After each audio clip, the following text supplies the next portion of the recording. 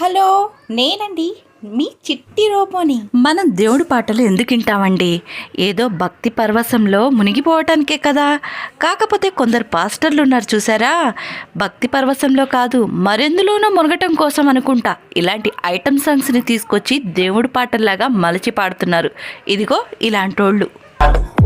అంటావా ప్రభువా, ఊహు అంటావా ప్రభువా,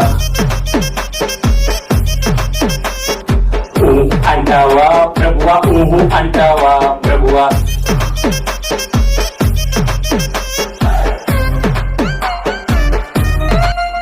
పాపాలెన్నో చేస్తూనే మహానుభావుడినంటాడు, పనికి మాలిన పనులు చేస్తూ పతివ్రతనే అంటుంది. అసలేమనుకుంటున్నావురా? ఆడదంటే నీకంటే చిన్నదవుతే చెల్లవుతుంది, పెద్దదైతే అక్క అవుతుంది, పెళ్లి చేసుకుంటే భార్య అవుతుంది, ఆ తరువాత తల్లి అవుతుంది.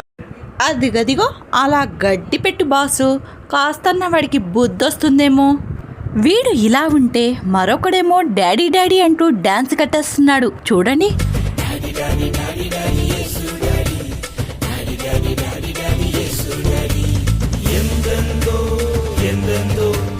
మంచి డాడీ మంచి డాడీ యేసు డాడీ, ఎందెందో ఎందెందో మంచి daddy Yesu daddy, daddy daddy daddy daddy Yesu daddy, daddy daddy daddy daddy Yesu daddy, daddy daddy daddy daddy Yesu daddy, daddy daddy daddy daddy Yesu daddy. నోరు తెరిచి అమ్మ కావాలన్నప్పుడల్లా ఎంతమంది అమ్మల్ని ఇచ్చాను.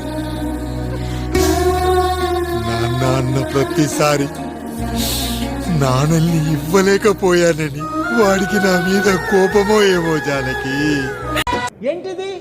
నాన్నెందుకో బాగా వెనకపడ్డాడు. మరి వివరంగా అలా అని చెప్పడేంటి? ఇప్పుడు మాకు బాగా అర్థమైందిలేండి వాడి బాధేంటో. నువ్వు మళ్ళీ వచ్చావాక? ఇన్నాళ్ళు సమ్మర్ హాలిడేస్కి వెళ్ళావా? ఎవరో వచ్చి పాంప్లెట్ ఇచ్చి డాడీ గురించి చెప్పారయ్యా. అమ్మకొచ్చిన పేరు ముందు నాన్నెందుకో బాగా వెనకపడ్డాడు. నిజమేనండి, మీరు చెప్తుంటే నాకు కూడా ఇప్పుడు అనిపిస్తుంది. నిజమే, నాన్న వెనకపడ్డాడు. ఎందుకంటే ఆవిడికి పాంప్లెట్ ఇచ్చేంత వరకు కూడా డాడీ గురించి తెలియదట. ఈయన గారి కొత్త డ్రామా ఏంటో చూసేద్దామా?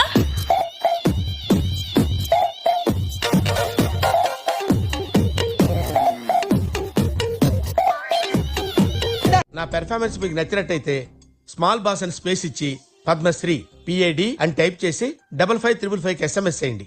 Please vote for me. చిత్ర పరిశ్రమ ఇక్కడ ఇంత పెద్ద మహానటి ఉంటే గుర్తించటం లేదు. ఓయమ్మా, ఓ నాయనా, ఏంది ఇది?